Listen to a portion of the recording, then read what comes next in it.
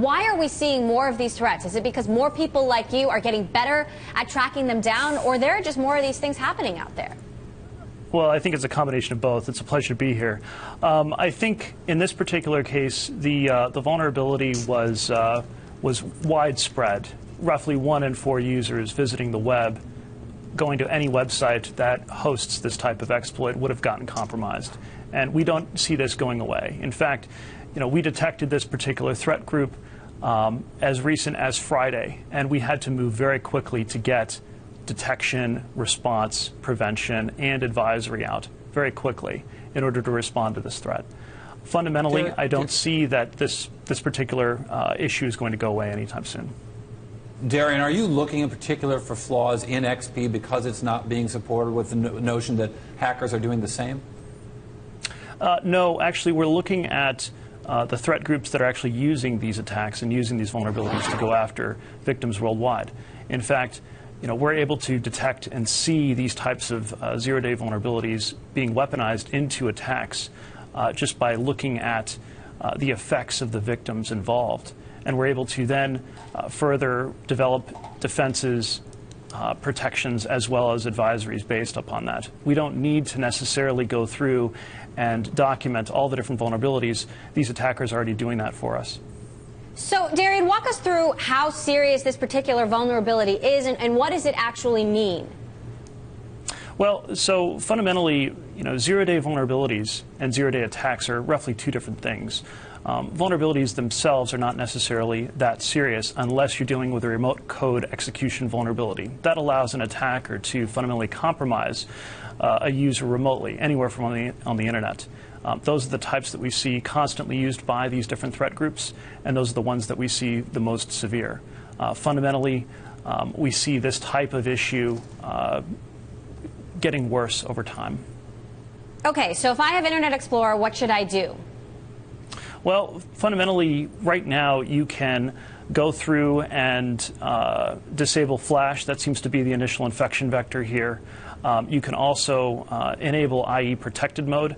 Microsoft has actually rolled out a toolkit called the Enhanced Mitigation Experience Toolkit, EMET, versions 4.1 to 5.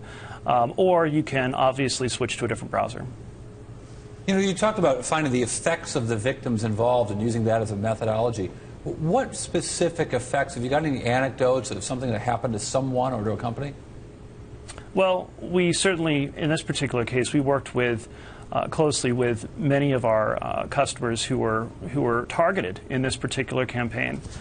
We went through and actually merged the intelligence collected from our worldwide sensor grid of appliances protecting our customers, along with our boots on the ground.